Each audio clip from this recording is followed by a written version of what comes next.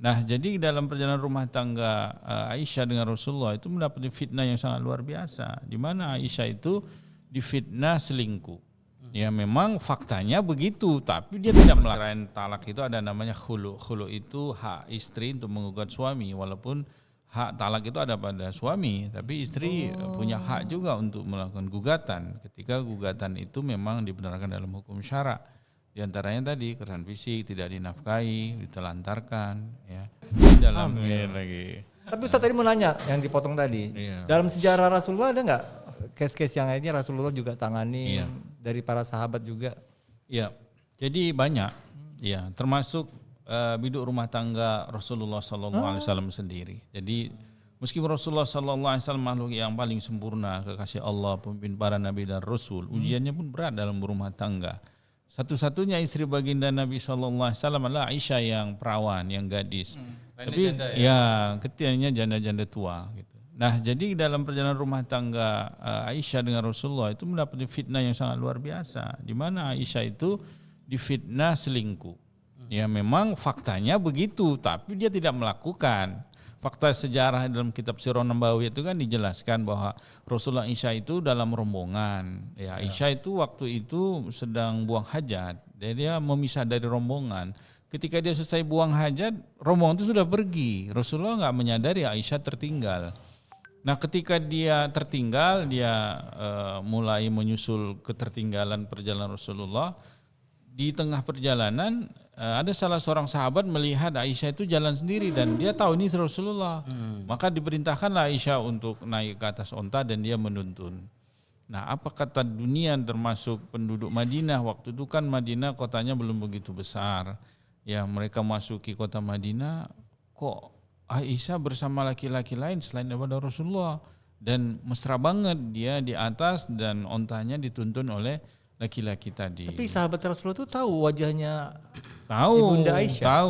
Tahu. Bukannya secara detail wallahu alam apakah pakai hijab, pakai niqab atau tidak wallahu alam, tapi dalam sejarahnya dia tahu bahwa itu adalah Aisyah. Bisa jadi dari perawakannya dan bisa jadi dia menyatakan aku Aisyah putri daripada Abu Bakar, istri daripada Rasul. Bisa jadi seperti itu. Nah, akhirnya orang-orang munafik kan paling heboh untuk memecah belah umat Islam ya. Sampai Abu Bakar ayahnya terguncang, Rasulullah juga, sampai Allah yang menyelesaikan bahwa Aisyah itu tidak bersalah, dia tidak selingkuh dan wanita yang baik-baik. Begitu. Itu Rasulullah enak langsung begitu. Jibril ya. Langsung Allah yang menyelesaikan. Kita manusia gimana begitu. Nah, termasuk sejarah kisah bagaimana anak angkat mantan maulah baginda Nabi SAW adalah Zaid bin Harithah itu cerai karena memang istrinya itu orang yang memiliki status sosial yang tinggi di tengah-tengah orang-orang Arab, orang Mekah pada waktu itu, seorang kaya raya bangsawan begitu. Awalnya dia tidak mau menikah dengan budak, walaupun budak sudah dimerdekakan, karena yang meminangkan Rasulullah, dia menerima dengan ikhlas. Tapi dalam perjalanannya rumah tangga mereka itu tidak bahagia. Karena diawali tadi seperti dalam tanda petik kawin paksa, tak cinta, begitu, tak ada. Dan sahabat Rasulullah ini mengalami KDRT nih? Enggak ada. Cuman tadi tidak mewujudkan rasa bahagia. Gitu, tidak menunjukkan rasa bahagia. Maka dia menyampaikan pada Rasulullah, akhirnya kan bercerai. Gitu, bercerai. Dan setelah bercerai itulah tambah aneh lagi. Allah perintahkan ya Rasulullah untuk menikahi mantan istri anak angkatnya. Gitu. Guncang lagi masyarakat Mekah pada waktu itu. Bisa ya, gitu itu dalam surah Al-Ahzab Allah abadikan. Allah abadikan dalam Al-Quran itu.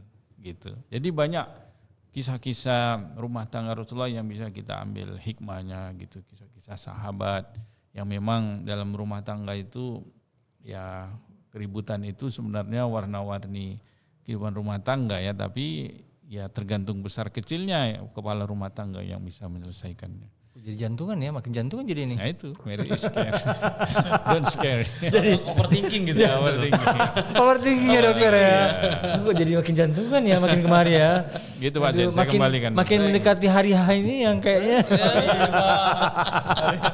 Nah, menyikapi tren tadi bahwa banyak juga yang akhirnya malah takut untuk menikah gitu kan. Ini gimana cara kita, atau katakanlah atmosfer ini dikondisikan gitu supaya kemudian nggak lebih dominan. Karena memang kan kemarin kita sempat baca berita tuh ternyata habit di Indonesia ini sudah trennya seperti Jepang. Angka pernikahan sudah mulai turun, ditambah lagi dengan kasus ini semacam menguatkan gitu. Ini gimana kita bisa menjelaskan kepada masyarakat? Iya.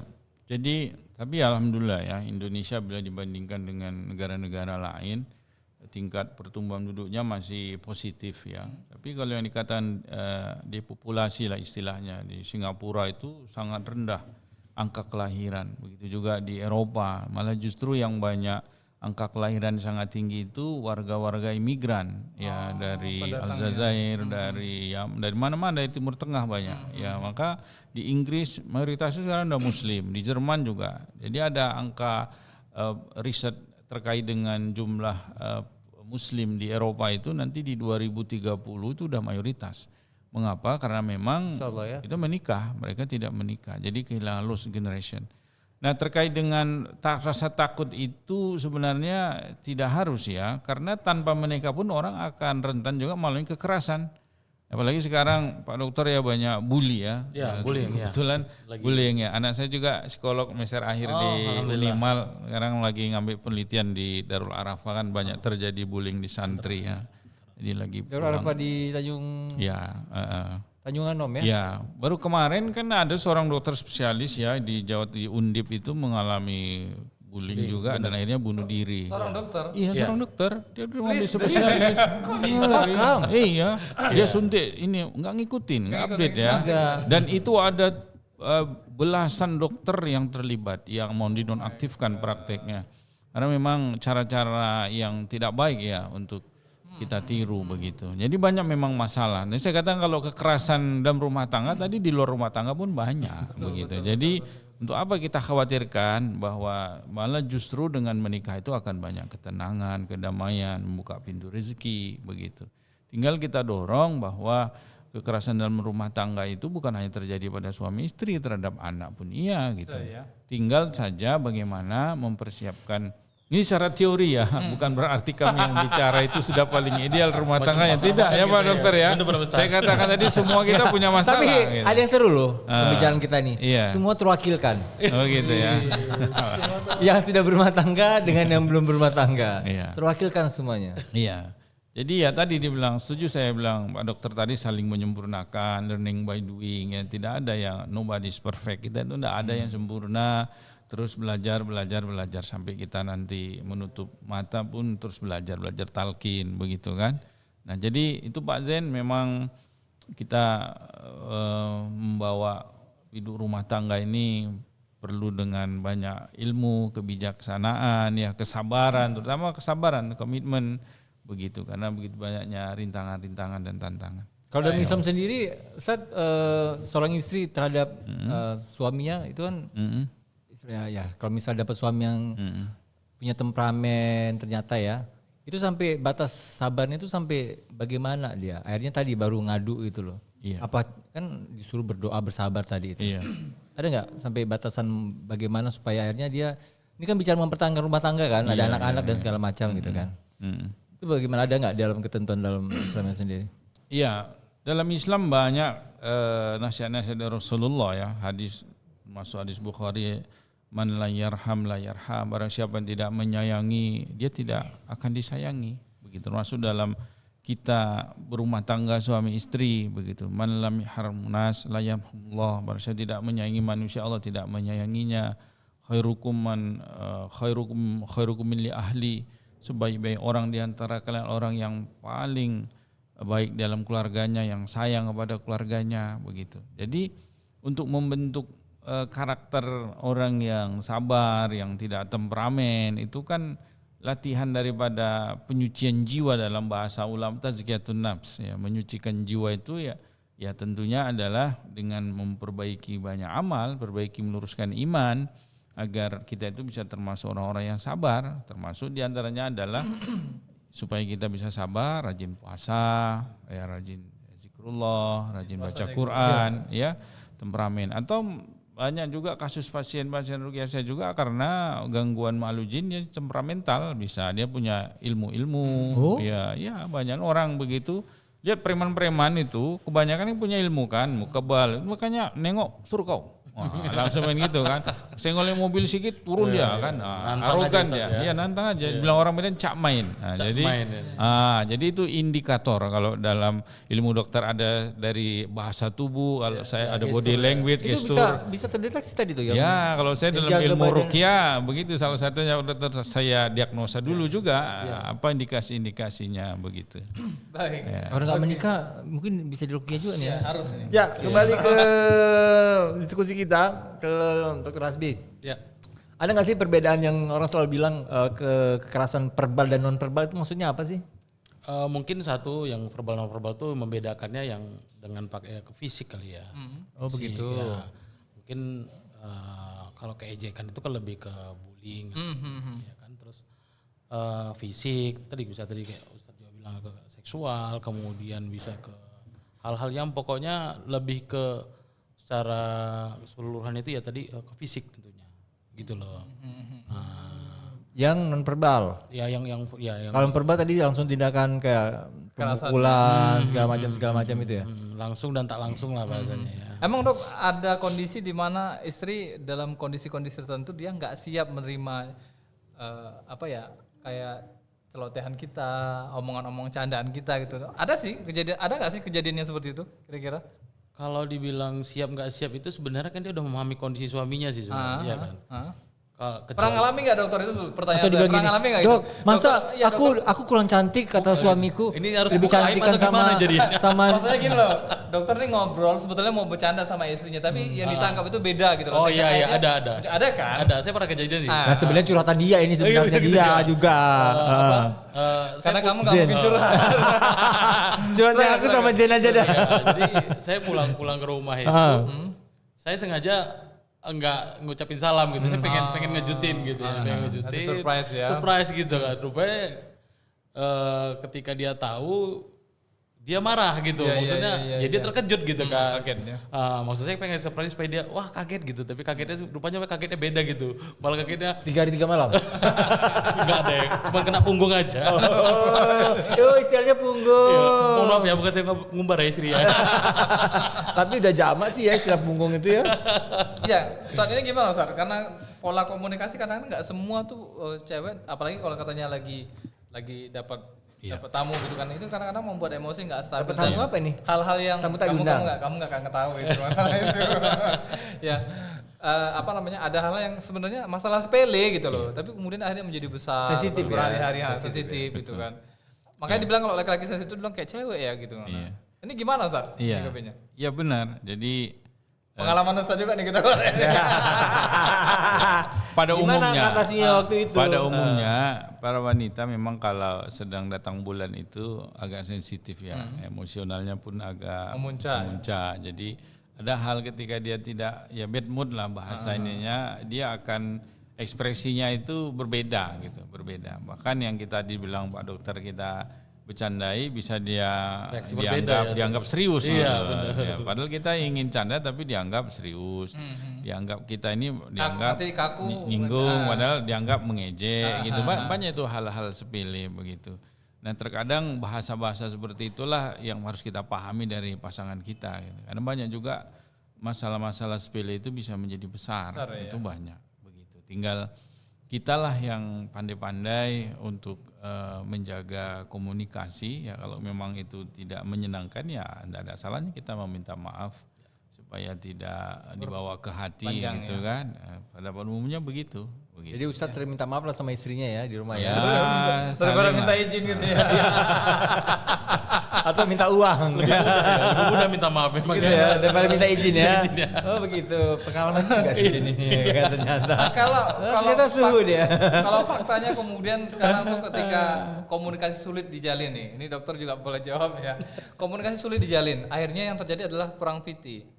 Kirim sama membalas ya. Video TikTok itu kadang-kadang kan yang sering rewel di beranda, oh istri tuh harus begini-begini nih. Nah, istri nyerang balik tuh. Kirim pakai video. Nah, ini Itu pernah nggak ngalamin itu begitu? balas-balasan kirim lewat WA atau lewat WA, akhirnya sosial kan media? itu, sosial media itu nggak di sosial media lah, di WA saja. Biasanya kan itu kan juga tren kontennya sering dibuat ya. Artinya nggak mau berdebat, tapi akhirnya dengan melakukan pengiriman video-video pendek gitu. Pernah ngalamin nggak dong? Kalau secara pribadi saya nggak pernah. Oh, nggak pernah ya, selamat ya. Tetap yang paling benar itu, yang paling baik itu memang kita bicara dari hati ke hati. Artinya Wih. face to face lah gitu ya. Seru nih. Karena biasanya kalau itu happy ending di akhirnya gitu. Membayangkan betapa Karena trennya sekarang seperti itu. Iya benar. itu tren ya. Makanya sampai dibawa TV sama istrinya ke depan suaminya. Iya, benar. Gitu, Iya, diliatin. iya. Ini Ustadz lo ngomong begini Iya, gitu iya, kan. iya, iya. Ustadz versinya cewek, Oh, Ustadz versinya sampai ada mimenya gitu ya? Iya, sampai seperti itu.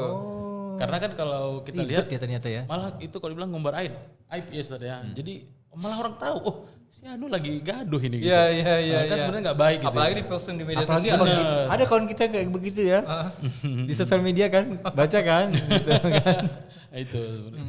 Artinya itu pola komunikasi yang nggak efektif ya. Iya Bang, ya? benar. Kalau Ustadz gimana sih Ustadz? Ini Iya, memang dia sering. pengajian kadang-kadang juga belum tentu mau ikut atau misalnya dia begitu dapat dalil ini Ustadz kami yang ngomong begini gitu lah seperti itu. Itu sering, yang paling sering itu termasuk jamaah. Saya kalau pengajian itu sampaikan bahwa tanggung jawab istri itu tidak ada Ya. perintah untuk masak, Oh iya, untuk cuci, itu. ya. Oh. Banyak sekali. Oh, gara-gara itu ya. Banyak Wah. sekali para ibu. Wah, itu siapa ya yang jadi provokatornya itu ya? Ya, Itu jadi kejadian itu benar-benar itu. saya sih kalau Dahsyat itu. pengalaman dengar gitu bisa saya abaikan saja karena bisa nanti kalau yang negatif kita respon dengan negatif akhirnya bisa tidak selesai kan ya, jadi terkadang ya saya abaikan. Tinggal tadi bilang Pak Dokter dengan dibicarakan itu jauh lebih efektif ya, meluruskan masalah dengan komunikasi yang efektif ya, karena masalah itu kan selalu ada, kalau tidak diselesaikan bagaimana, berarti akan terus bermasalah. Kita Jadi hidup rumah tangga bersama. itu intinya masalah ya sebenarnya ya. apa Harusnya kan bisa saja. dibuat tidak masalah tapi ada aja. Kaum gitu ya. penyendiri. Mungkin bisa kita luruskan ya. Dengan ada rumah tangga itu menyelesaikan masalah gitu. Menyelesaikan masalah. Macam kayak itu dong, yang BUMN itu ya menyelesaikan masalah tanpa tapi Apa solusi gitu ya. Ustaz, ini agak mungkin ya bisa dibilang yang sering mungkin dipertanyakan ya. Seorang istri mengalami kekerasan rumah tangga tapi ingin bercerai. Sampai batas seperti apa dia akhirnya menggugat suaminya? Ya, yang saya tahu gugatan ke pengadilan agama itu kalau terkait dengan kekerasan dalam rumah tangga itu cepat, tentunya dengan bukti-bukti dari ke dokter ada visum ya. Ya kita ada kasus teman juga mengalami begitu. Kemarin baru heboh, teman kita dekat begitu dan surat dari polisinya udah keluar saya. Nah, saya sedih juga begitu kalau teman kita mengalami hal yang begitu. Dan itu cepat diproses karena dalam perceraian talak itu ada namanya khulu. Khulu itu hak istri untuk menggugat suami, walaupun hak talak itu ada pada suami, tapi istri punya hak juga untuk melakukan gugatan ketika gugatan itu memang dibenarkan dalam hukum syara. Di antaranya tadi kekerasan fisik, tidak dinafkahi, ditelantarkan ya. Makanya dalam nanti kalau cikgu nikah ada sigot taklik. taklik, ya. Yang selalu dibacakan itu ya? Ya. Yang enggak kan biasa MC. Kalau itu biasa dibacakan sama mencurigakan ya. laki-lakinya. Agak mencurigakan. Pura-pura aja ya belum, tapi udah pernah gitu kan.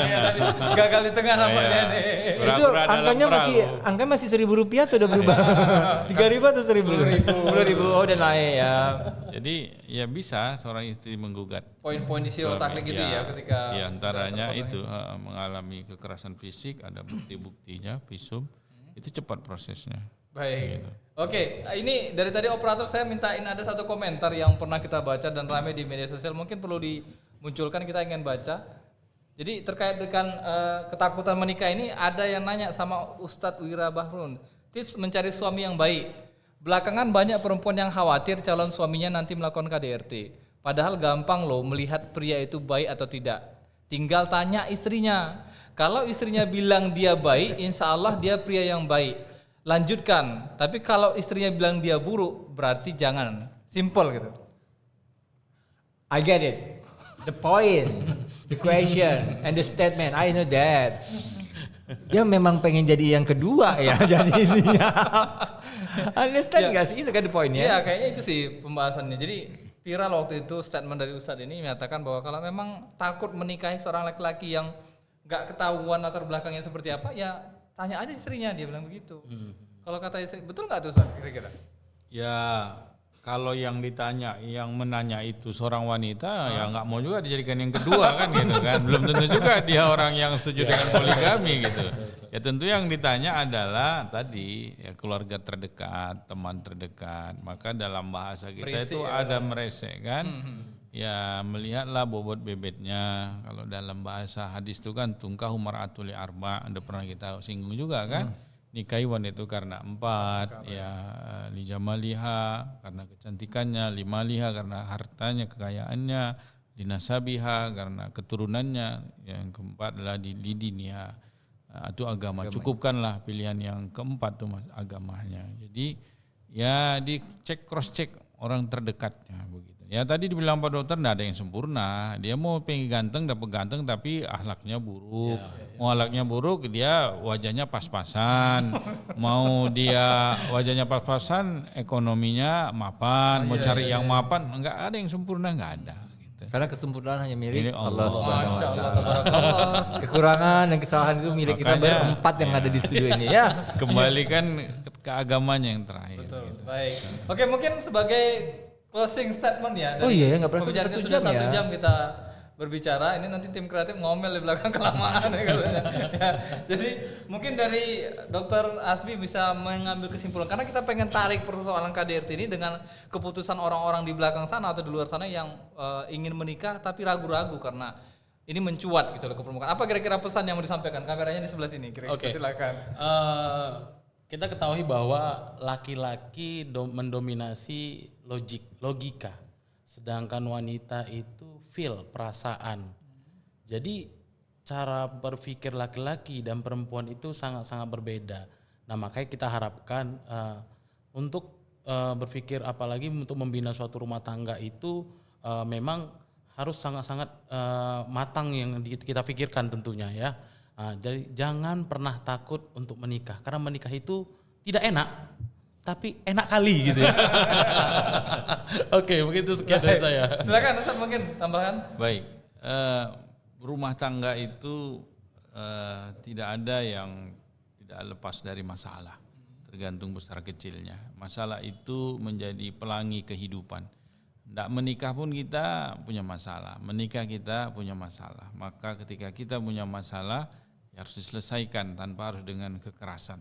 Maka bicara dari hati ke hati, ya kemudian ya ikutilah ketentuan tuntunan syariat Allah, ya bahwa tadi salah satu ada ta'dib itu dalam rangka untuk mendidik, bukan untuk melukai, menyakiti, apalagi sampai membinasakan seperti banyak yang terjadi. Maka kita tetap sebagai kepala keluarga itu ya beri teladan. Ya ayyuhallazina amanu qu anfusakum wa ahlikum nar. Wahai orang beriman, jagalah dirimu dan keluargamu dari api neraka. Tugas tanggung jawab kita bukan hanya mencari nafkah, tapi membimbing anak istri agar kita bisa selamat sampai ke akhirat. Barangkali itu tanggung jawab berat seorang ayah, ya bukan hanya memberi nafkah lahir batin, tapi juga pendidikan agama dan keteladanan. Baik. Ya, Allah. Ya, baik. Sekali lagi ini memberikan edukasi bagi Betul, dan beri banyak manfaat ya buat semuanya. Pokoknya jangan takut menikah ya. Iya. Jangan takut. Undang Guyan Juna kalau menikah. Boleh lah, boleh kita ya, apalagi itu. Ya, promosi boleh kan? Ronggeng, MC segala macam, oke. Jualan terus. Baik, sekali lagi terima kasih Terima kasih dan Dr. Tommy, sudah Dr. hadir ya. di meja Jangan pembinaan. kapok ya. Jangan kapok. Mudah-mudahan sekali lagi apa yang disampaikan jadi ilmu yang bermanfaat nih bagi pendengar, sahabat podcaster di luar sana. Mudah-mudahan sekali lagi banyak Secara ilmu pribadi ya. pun ini sangat bermanfaat dan memang betul-betul Meleburkan hatimu ya. pokoknya keren banget hari ini episodenya. Iya. Aku Yan Juna. Dan saya Jed mohon undur diri. Ya. Terima kasih. Assalamualaikum warahmatullahi wabarakatuh.